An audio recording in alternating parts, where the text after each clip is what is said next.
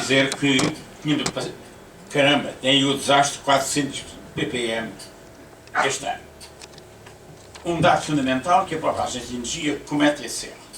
É fisicamente indiscutível que o efeito de estufa é logarítmico na percentagem de CO2.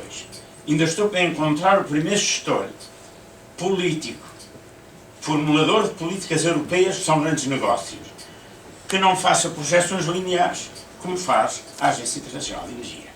Isto é só para dizer, nós sem CO2 já estávamos mortos porque não tínhamos fotossíntese.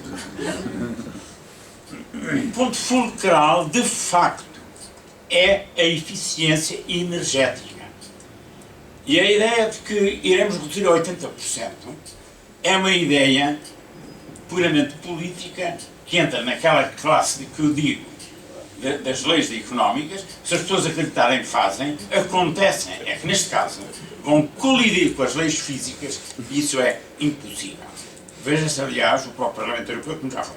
Estou apenas em informação geral para dizer que nós, Lisboa Nova, não estamos nessa onda, mas estamos na onda da eficiência e de uma estratégia que considera que o CO2 é uma consequência, é o termómetro, mas não é a causa. E esta importância de confundir causas com efeitos pode ser dramática. Ora bem, nós vamos arrefecer um pouco isto, foi a água. Vou convidar o Engenheiro Sardinha e eu não posso deixar de fazer uma menção especial, fiz a tal menção há bocado, de ser associado. Dentro da estratégia da Lisboa Nova também está a redução do consumo da água. E nós ligamos habitualmente muito pouco à importância que a água tem. A água, em Lisboa, nomeadamente, é energia, em muitos aspectos. O custo da bombagem é um valor significativo da água que consumimos e a água tem outra particularidade, é que quando se perde e há fugas, não se dá por isso. Ora bem, nós tínhamos na nossa estratégia da Lisboa Nova, eu retiro aqui, uma delas a redução do consumo da água ao longo destes anos, enfim, que o carro tem de estar. E a Galp, digamos, a PAL, ofereceu-nos isso de bandeja, teve reduções muito substanciais e que são conhecidas, que é importante. Mas eu deveria sublinhar, independentemente daquilo que vai dizer, um aspecto que me parece extremamente importante e significativo. Tanto quanto é meu entendimento, o caso da EPA é significativo porque não inventou a roda, usou rodas já inventadas. E este é um ponto importante. Para, na sua combinação, criar, baseado na sua própria experiência, um produto novo. Foi premiado e daí o ano. Ora bem, eu não tenho nenhuma coisa especial para estar. Não estou a fazer propaganda, estou a prestar justiça. E sobre esse aspecto, é-me particularmente grato ter aqui, conheci hoje, enfim, já não nos encontramos há muito tempo, um engenheiro do ambiente. Eu também fui um que ajudou a criar essa área de engenharia, que por vezes tem sido abusada e tem sido usada. Porque a engenharia do ambiente não é propriamente a engenharia da conversa fiada, é a engenharia dos factos da engenharia. Por isso é que é engenharia. Caso contrário, há outras especialidades para fazer isso. Ora bem, Engenheiro Sardinha, eu conheço o seu trabalho no SANEST também, teve por aí, e dessas aplicações, e portanto eu acho que merecia e deveria fazer-lhe esta referência especial, apesar do tempo que estou a tomar. Mas faz favor, a palavra é sua. Muito obrigado a vocês. Muito obrigado e aproveito também para agradecer o convite para esta conferência ao professor e também felicitar a Lisboa Nova por tão importante conferência. E por último também, mas felicitar também e cumprimentar a assistência. Bom, eu vou tentar ser breve, faço o adiantado da ordem, portanto, os 133 slides que tenho aqui para apresentar. Estou a lembrar. Portanto, nós vamos aqui falar, de facto, do que a PAL tem feito nos últimos anos. Um trabalho muito consistente. Portanto, temos apenas uma mão cheia de pontos, ou seja. Então, o sistema de abastecimento da EPAL é o maior sistema do país, isto importa dizer, é também o mais antigo do país. A empresa foi fundada em 1868, tem 145 anos de experiência, é uma empresa pública, mas é uma empresa pública sui generis, é uma empresa que de facto não contribui para o déficit do país, bem pelo contrário, gera dividendos, alimenta as contas do Estado, faz um serviço de qualidade e, para além disso, é uma empresa que não tem complexos, porque os 145 anos, 106 anos, funciona como uma empresa estritamente privada e, portanto, apenas nos últimos 39 anos é uma empresa de capitais públicos. E os resultados mantêm-se, enfim, a eficiência também se mantém. Dizer que fornecemos cerca de 30% da população portuguesa, 3 milhões de habitantes, 34 municípios e cerca de 350 mil clientes em Lisboa. O nosso sistema começa, para ser sustentável, tem que seguir às origens. E, de facto, nós captamos uma água de excelente qualidade, na barragem de Castelo de Bode, essencialmente, que é uma fonte renovável e sustentável. Portanto, faço aqui um paralelo, que, de facto, com as captações subterrâneas, que, de facto, em alguns casos no país não são exatamente sustentáveis. Este também é um caso muito interessante porque esta barragem é partilhada, portanto, serve para abastecimento público e também para a produção de energia elétrica. E até agora conflitos não têm acontecido, o que é, de facto, muito importante. O segundo aspecto é que temos um maior sistema, portanto, temos ativos superiores a 700 milhões de euros, duas estações de tratamento de água de grande dimensão, um sistema em alta cerca de 710 km de conduta, portanto, desde Santarém até chegar a Lisboa, para conseguir fazer, de facto, o fornecimento. É importante percebermos que o abastecimento de Lisboa não esteve sempre garantido.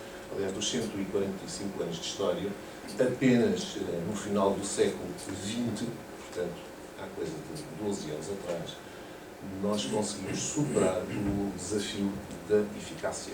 Portanto, conseguimos trazer água em quantidade, em qualidade para a cidade de Lisboa. Porque até ao final do século XX, de facto, mesmo na capital do país, havia dificuldades em trazer essa qualidade. Isto é importante para percebermos que, normalmente, primeiro vem a preocupação da eficácia, de conseguir trazer o recurso às pessoas, conseguir, de facto, acabar com os surtos de cólera que existiram nos anos 70, portanto, alimentar em água de qualidade toda uma população, mas chegados aqui, começam a surgir os desafios, que estamos hoje aqui a falar, de facto, da eficiência, que é isso que eu aqui vou falar mais detalhadamente hoje. Na rede de Lisboa, temos os tais 350 mil clientes, que corresponde a 550 mil consumidores.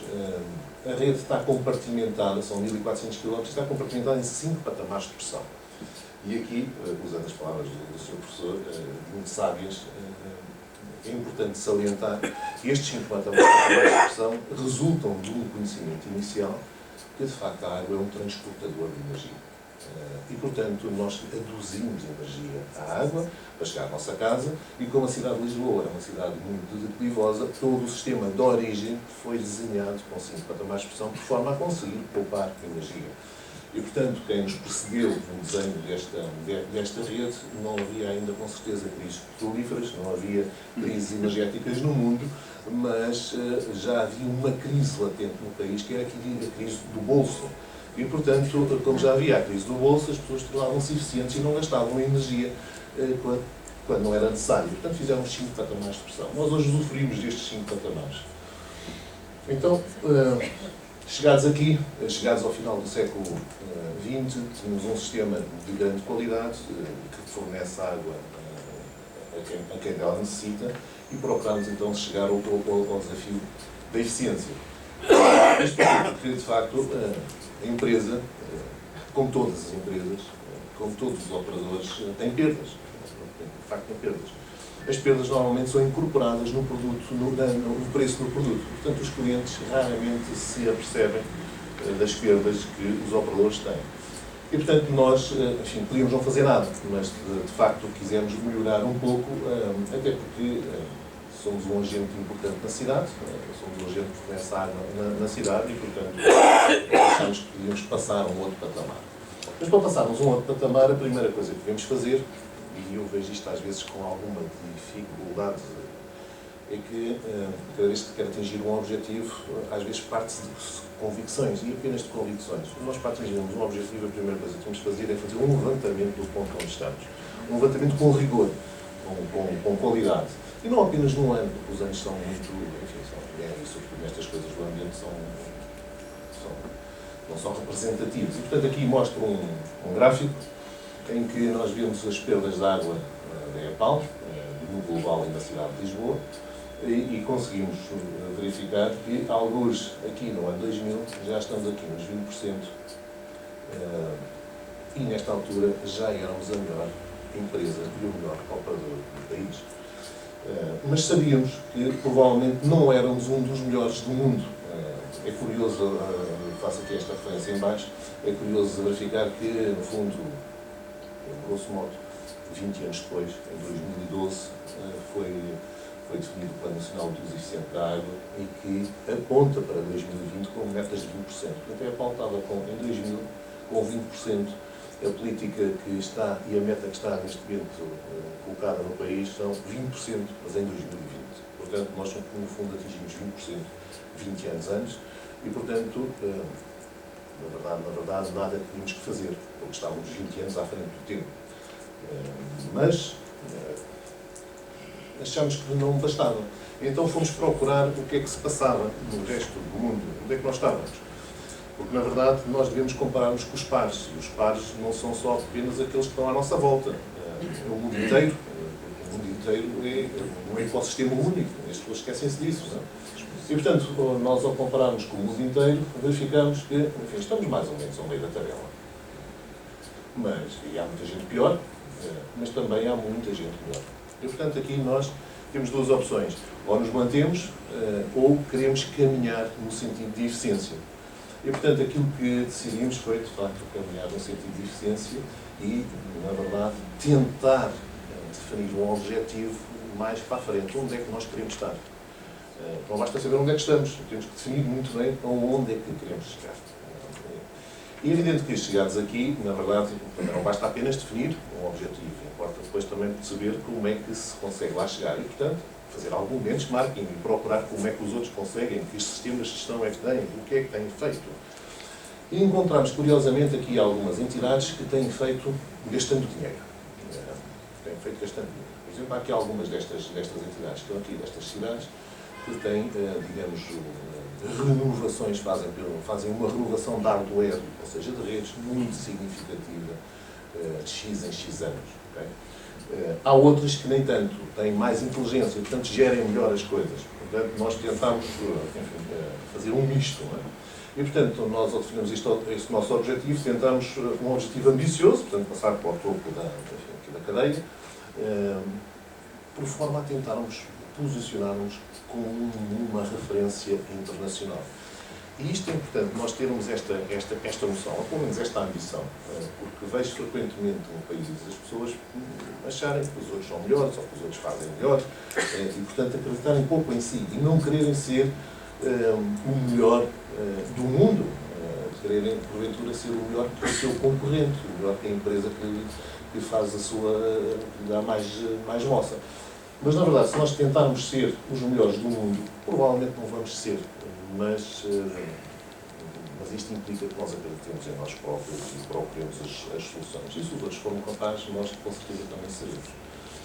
Então, o que é que definimos? Definimos, de facto, uma estratégia para um desenvolvimento de um sistema integrado e um sistema que nos permitisse, que não fosse apenas um sistema de combate às perdas de água, mas fosse, sobretudo, um sistema que nos permitisse conhecer melhor a nós próprios. E essa, normalmente, é a falha que todos nós temos.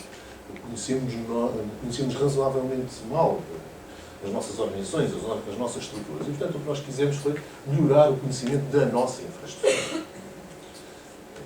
Isto pode parecer uma coisa assim muito estranha, mas quem anda neste setor sabe, por exemplo, que muitas entidades gestoras passam 20 e 30 anos sem fazer sequer inspeções às suas principais infraestruturas. E, portanto, as inspeções na prática são reparações quando há problemas. E, portanto, conhecer a nossa infraestrutura e o estado da nossa infraestrutura é importante. E queremos desenhar qualquer coisa para isso. Depois, melhorar a eficiência das reparações na rede. Ainda hoje, recentemente, falando com uma entidade gestora, a propósito do produto que, entretanto, também aqui vou falar, que desenvolvemos, dizia-me essa entidade gestora, mas eu não tenho gente. Mas eu não tenho gente para acompanhar e para ter este produto e para monitorizar este produto. E eu perguntava, mas porquê que não tem gente? Bom, porque as minhas equipas estão a fazer reparações. Pois, nós, de facto, aqui o que nós procuramos foi a eficiência das reparações da rede. Porquê? Porque uma equipa, nós podemos ter 20 equipas, apresente as equipas, mas se as equipas não andarem a fazer um trabalho planeado na rede, se andarem pura e simplesmente atrás das rupturas, quando elas, depois delas ocorrerem, de facto nós vamos precisar de muitas equipas e não sobra ninguém para fazer o trabalho planeado. Portanto, basicamente o que nós quisemos fazer foi planear o trabalho, descobrir onde é que estão as fugas, perceber se a fuga é interessante ou não para fazer reparação já hoje, este fim de semana, para o mês que vem, ou daqui a um mês, porque há outras que são prioritárias. E, portanto, isto, digamos, ajudou-nos muito a planear o nosso trabalho e, portanto, na verdade, até a reduzir a dimensão das equipas que seriam necessárias. Depois, o controle e a otimização das pressões da rede. As pressões, a energia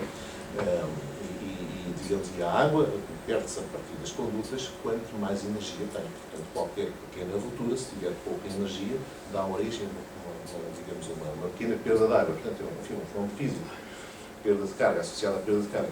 E, portanto, quanto maior for a pressão, maior a ruptura. O que é que sucede? Grande parte das cidades são hoje dimensionadas em termos das infraestruturas para o pico máximo.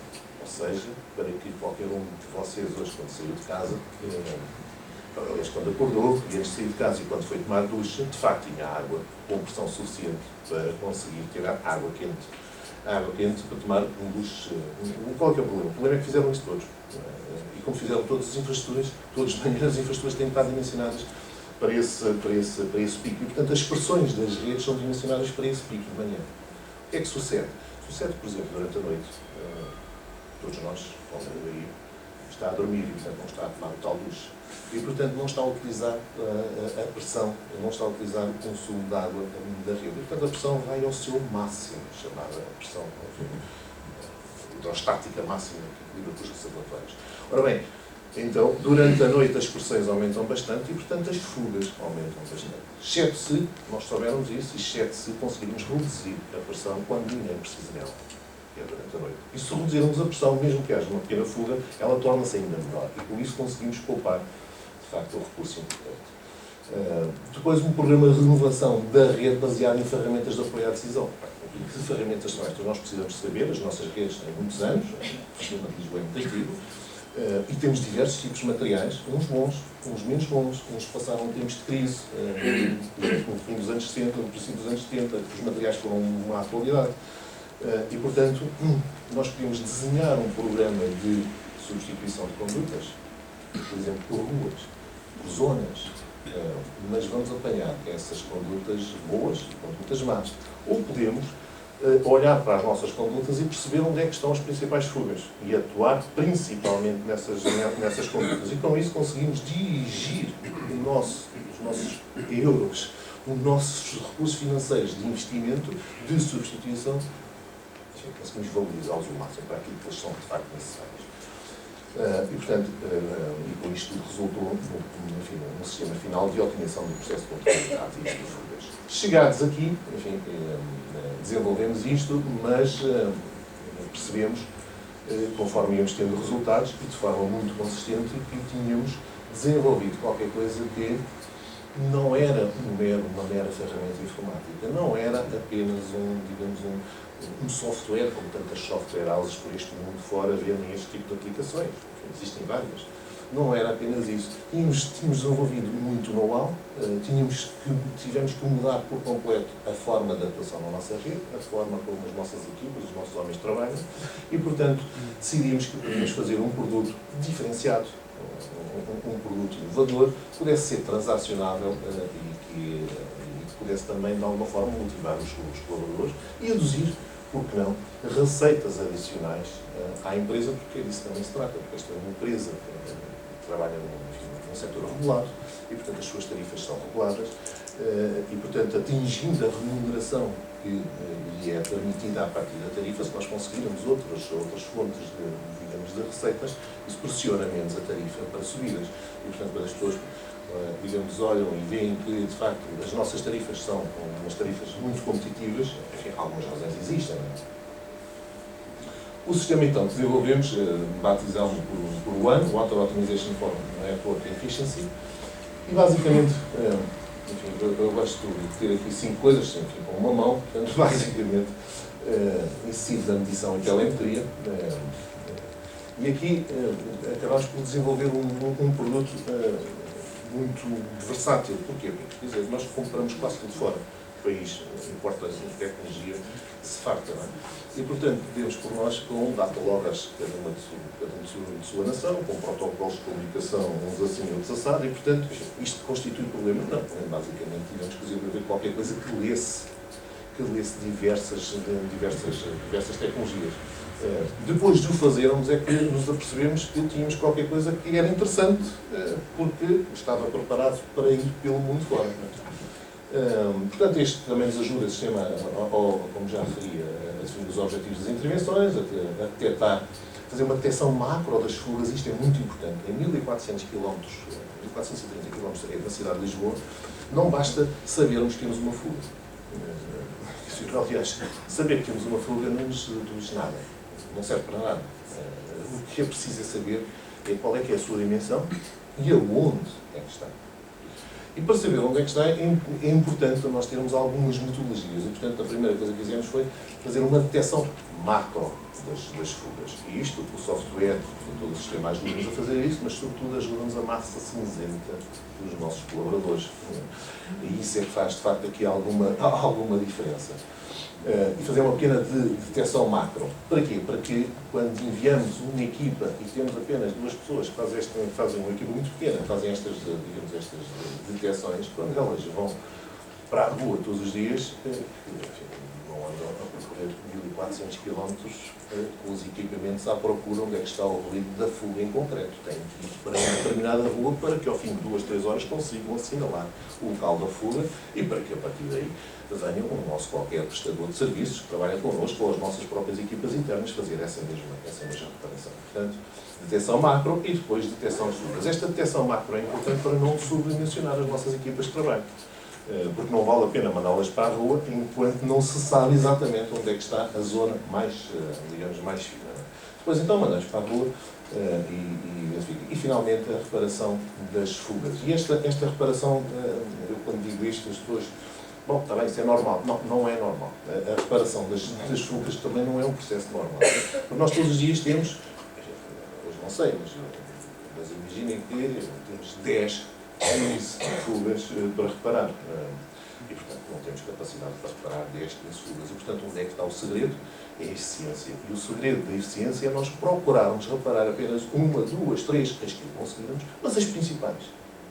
E, portanto, há aqui algumas que nós sabemos que elas existem e, às vezes, andamos com elas durante um mês, durante 2 meses, outras vezes apenas durante uma semana. Porque, e, aliás, vou mostrar um exemplo, por exemplo, nunca tivemos uma no centro da antiga rotunda de Alcântara, portanto, hoje cruzamento de Alcântara, e, portanto, só podíamos fazer essa reparação naturalmente, preferencialmente a um fim de semana, de preferência durante a noite, porque aqui todo o constrangimento que nós podíamos causar a uma cidade, nomeadamente, por exemplo, de emissões de CO2, por filas de trânsito que provocássemos num dia normal, durante o dia, na rotunda de Alcântara, quer dizer, causariam, digamos, um prejuízo à cidade, que provavelmente não era sequer compensado por aquilo que a gente ia recuperar nas fugas.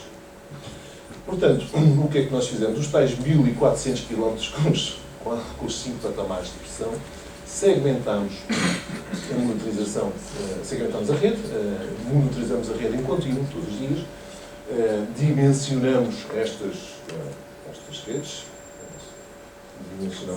redes, e aqui, de facto, há um know-how muito interessante nesta matéria, e definimos novos procedimentos, novos procedimentos de operação. Novos procedimentos de operação. O que é que importa aqui nós termos presentes? É que isto que está aqui é uma alteração completa do paradigma de operação de uma rede. Qualquer engenheiro civil, hidráulica, de ambiente destas áreas, quando aprende a dimensionar redes de distribuição de água, aprende a desenhá-las, e é assim que tem que ser, de forma malhada. Portanto, é uma malha gigante. E porquê é uma malha gigante? Bom, porque se houver uma ruptura num sítio qualquer, a água dá a volta para o outro lado. E, portanto, atinge menos pessoas, afeta menos pessoas. Bom, mas isto, e é assim, nós vimos presentes que estudaram estas matérias sabem que fizeram muitos projetos assim. Aliás, o cálculo não é assim tão fácil quanto isso. Quem fez cálculo antes da existência de computadores, portanto, este era um bocadinho mais complicado. Mas porquê é que isto é assim? Lá está, para atingir o objetivo de eficácia. Desenham-se redes de abastecimento para levar água à casa das pessoas. E quem as projeta, quer projetá-las para conseguir levar água à casa das pessoas a maior parte do tempo. E, portanto, procura redundâncias na cidade. Porque pode haver um estouro, pode haver uma ruptura em qualquer sítio e, portanto, consegue-se ir por outro lado. Mas isto leva a fazer uma rede muito grande. Uma rede muito grande e, frequentemente, com pressões diferentes. E aqui, as pressões diferentes, leia-se, manda sempre a pressão mais alta. Portanto, é o patamar superior que se sobrepõe ao patamar inferior. Por exemplo, se nós estivéssemos aqui em Lisboa, numa rede, enfim, apenas um patamar de pressão, aqui na Baixa nós teríamos a mesma pressão que temos nas Avenidas Novas. E, portanto, teríamos qualquer coisa aqui, se calhar, na casa dos 90 metros de pressão, que é uma enormidade. Uma enormidade. Além do consumo energético associado a colocar a água nesta zona a 90 metros, quando na prática basta colocá-la na casa dos 30 metros. E, portanto, isto altera por completo. Porquê? Porque nós segmentamos a rede. E, portanto, aquilo que é uma rede malhada e que está construída de forma malhada, nós alteramos e colocamos uma série de válvulas na rede por forma a fazer pequenos alvéolos, como se fosse um pulmão com pequenos alvéolos. E gerimos cada um desses pequenos alvéolos. Sabemos quantos clientes lá estão, sabemos o que é que se passa, monitorizamos todos os dias. Bom, mas isto implica também ter outros cuidados, porque ao fazermos isto com pequenos alvéolos, temos que monitorizar também a qualidade. Porque a água está mais, fica confinada naquelas pequenas zonas. E, portanto, na verdade, o grande desafio foi alterar a cabeça das pessoas. Esse foi o nosso grande desafio, das nossas próprias equipas, que estavam há anos, há décadas, habituados a lidar com redes que são redes malhadas. E aqui até tínhamos 5 patamares de pressão. Esse foi o grande desafio. Portanto, a partir daí as coisas tornam-se mais fáceis. A tecnologia existe, enfim, uma série de data loggers, neste caso em Lisboa temos mais de 150 zonas de monitorização em contínuo e que nos dão dados de pressão, de caudais, muitas delas também de qualidade online. Tem um sistema passivo de alarmes, mas é uma coisa básica, não é? Isto não tem nada de mais, não é? Depois analisamos dados. Isto produz um conjunto imenso de dados. E nós temos que ter sempre muito cuidado com os dados que produzimos. Ainda há pouco tempo me dizia um dos meus diretores que está a receber todos os dias qualquer coisa na casa de 600 mil sinais. E, portanto, com 600 mil sinais, ele tem que ter uma cabeça, digamos, muito estruturada para olhar para 10, 20, e ignorar todos os outros. E, portanto, isto leva-nos a uma outra questão. Enfim, então, porque é que nós queremos tantos sinais? Ou aglutinamos e tratamos os dados desses sinais por forma a que os humanos, que são a peça essencial de todo este conjunto, consigam interpretar razoavelmente em tempo útil os sinais. E daí uma série de relatórios, enfim, manuais, projetos e tudo mais. Portanto, o sistema, por sua vez, tem que estar interligado com todo um conjunto de outros sistemas. Ainda há pouco, um dos oradores referia também esta componente de fazer as interfaces. Isso, de facto, é muito importante. Nós temos o sistema ligado com a telemetria, também com a teleleitura, com o sistema de gestão de clientes, que neste caso é nosso, com um sistema de informação geográfica, porque importa-nos registar cada uma das ocorrências num sistema de gestão de informação geográfica, porque mais tarde isso é informação muito útil para nós sabermos se está na altura de substituirmos a rua toda ou de continuarmos apenas a fazer reparações, e, portanto, conseguimos baixar os custos de investimento, e, portanto, temos a história. Também é importante nós percebermos que este sistema está ligado também ao sistema de clientes, e, portanto, às vezes as pessoas, já alguns colegas meus me referiram, se admiram de receberem alguns telefonemas da EPAL a dizer que vai faltar água. Depois, na verdade, o que acontece é que este sistema está ligado aos clientes e, portanto, quando um dos nossos colaboradores fecha uma válvula, consegue imediatamente saber quais dos senhores é que vão ficar sem água. Não sabem que estão aqui. Mas isso consegue saber. Aliás, ontem à noite foi uma das nossas administradoras que ficou sem água, mas eu acho que alguém já sabia que ela ia ficar sem água. E depois o SCADA.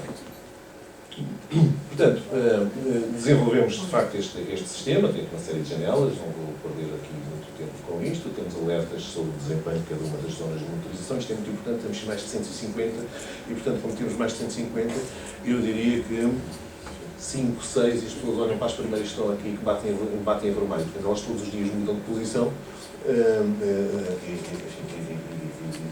só mudam de posição se as coisas estiverem a correr bem ou se as coisas estiverem a correr mal.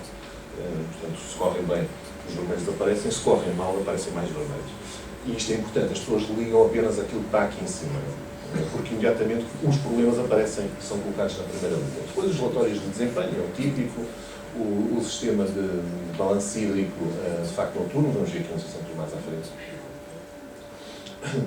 Aqui temos a detecção macro das fugas, temos cada uma das zonas da cidade de Lisboa, cada uma delas numerada, e depois, de facto, mandamos uma equipa com 2 homens que vai normalmente e faz umas pequenas centenas de metros para conseguir detectar a fuga. Há casos engraçados que, de facto, às vezes não conseguem detectar a fuga. Tivemos um caso aqui há pouco tempo na Baixa, em que não conseguiram detectar a fuga. Um foi por um lado, outro foi pelo outro lado, encontraram-se os dois, enfim, de frente a frente, e tu encontraste, não, e tu também não, e olharam e estavam em frente a um restaurante, à porta de um restaurante. Bem, vamos entrar, vamos. E pediram se não podiam continuar a verificar o que é que se passava dentro do restaurante. Depois a fuga estava dentro do restaurante. O restaurante era novo e ainda não tinha sido a primeira fatura. Portanto, a pessoa ainda não se tinha percebido que tinha uma fuga que iria pagar. Ficou muito admirada, mas foi uma curiosidade. Depois temos aqui, não permitiu reparar a fuga, naturalmente. Depois temos aqui a definição dos volumes a recuperar, isto é muito importante. E é muito importante por dois motivos. Muitas vezes as intervenções que se fazem, enfim, às vezes as empreitadas, os contratos, são lançados com determinados objetivos, mas depois não há métrica para conseguir verificar se está a cumprir, se não está a cumprir. E aqui é a mesma coisa. Se houver uma fuga, manda uma equipa, reparou e está reparado. Não vamos desconfiar das pessoas da nossa própria empresa, das nossas próprias equipas. E nós provavelmente passámos lá e vimos de facto a reparação. Foi feita. A questão é se foi mesmo feita. E muitas vezes não foi feita. Na verdade, a intervenção no terreno foi feita, mas a fuga continua. Temos aqui um exemplo.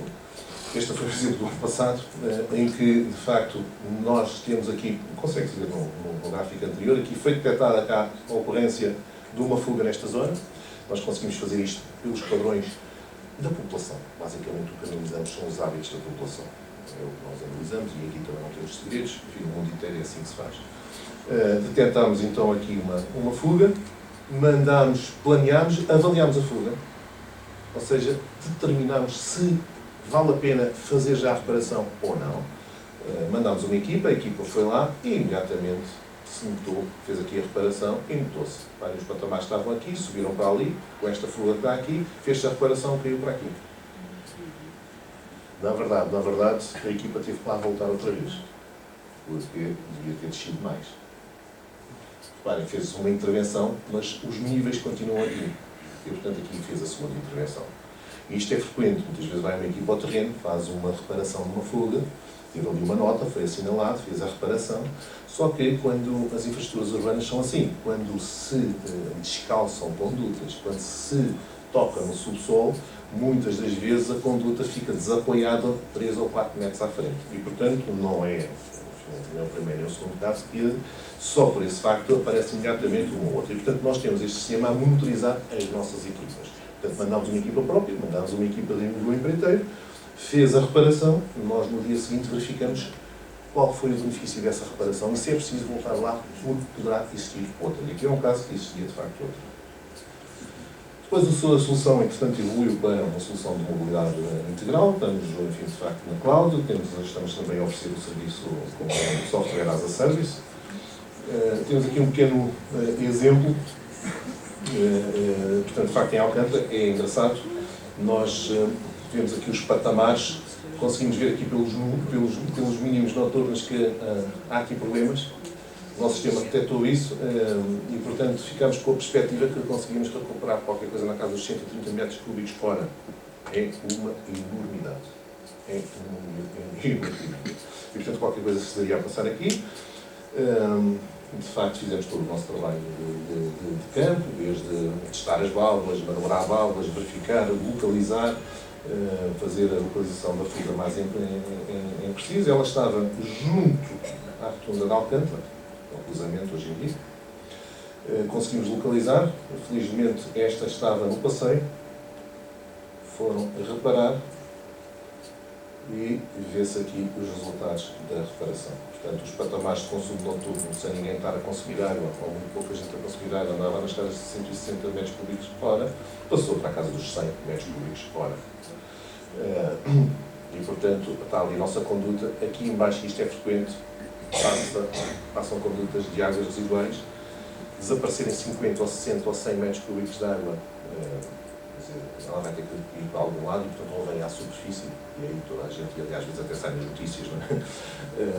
Ou, frequentemente, se está a entrar em algum coletor de saneamento, que era o caso aqui, estava de facto ali a entrar num coletor de saneamento. Esta fuga representou uma recuperação de meio milhão de metros cúbicos ano, portanto, é uma enormidade e que estava, neste caso, aí para esgoto. Portanto, é dinheiro deitado fora. Nós temos que ter noção, por exemplo, que, no caso da EPAL, cada metro cúbico de água para chegar às vossas casas consome qualquer coisa na casa dos 0,7, 0,6, conforme as zonas, quilowatts. E, portanto, quer dizer, basta fazer a conta, dão aqui muitos quilowatts só de energia, mais reagentes, mais lamas, mais, enfim, condutas e tudo mais. É interessante, vou voltar aqui sempre ligeiramente atrás, é interessante que, para aqueles que estiveram mais atentos, apesar da hora,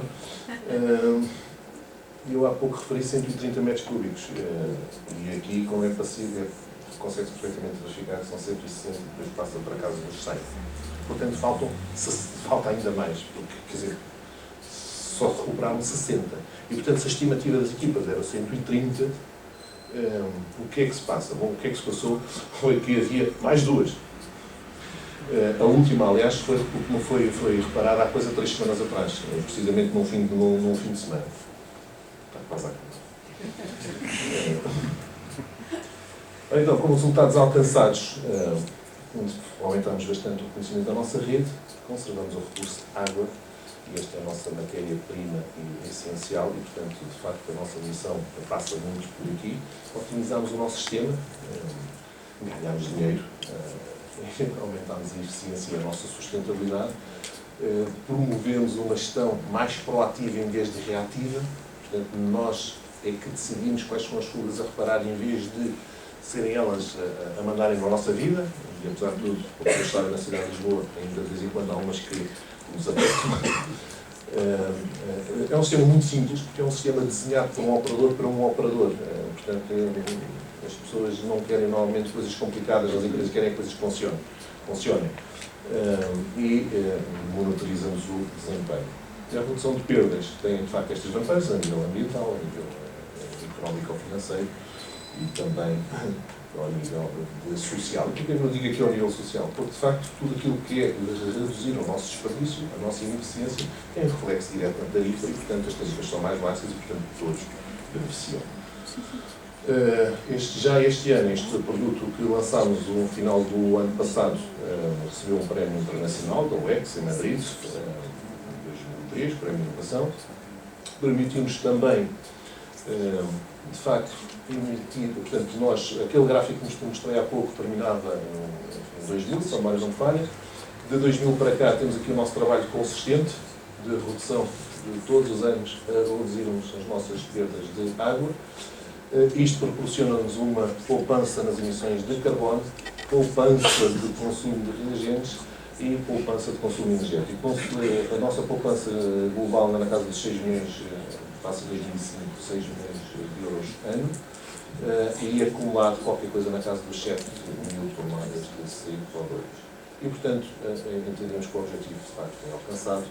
Lisboa situa-se agora entre as cidades mais eficientes. Recordando, nós estávamos aqui e hoje estamos nesta posição. E, portanto, na Europa, apenas à nossa frente, está Amsterdão, que é bem a prova, que, de facto, com trabalho, com persistência e acreditando que se consegue alcançar os nossos objetivos, conseguimos lá chegar. E importa dizer, como perceberam, que este trabalho foi um trabalho continuado ao longo dos anos. E, portanto, foi um trabalho que passou por 3, 4 ou 5 governos, mais que muitos ministros do Ambiente, mais que muitas administrações, de várias cores políticas, e, portanto, o trabalho manteve-se. Isto é importante nas nossas instituições, manter o rumo.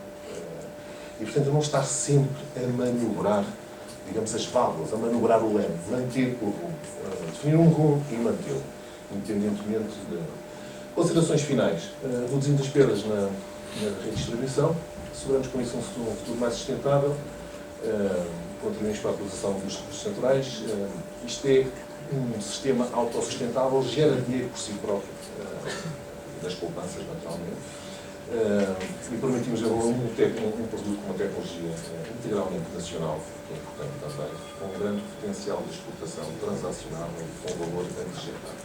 E, portanto, chegados aqui, achamos que, de facto, o nosso sistema de controle de redes de fugas colocou a cidade de Lisboa no topo de eficiência mundial e, last but not least, na verdade, cidade inteligente é aquela que diz não às perdas de água. Todas as outras, de facto, não são inteligentes.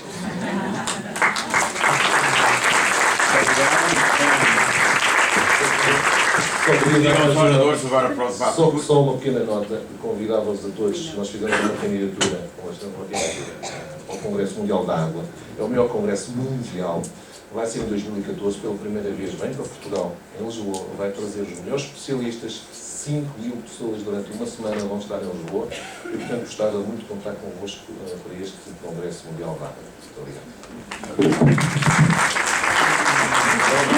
Agora 2 da manhã para o curto debate. E enquanto se sentam, deixo só chamar a atenção de um ponto.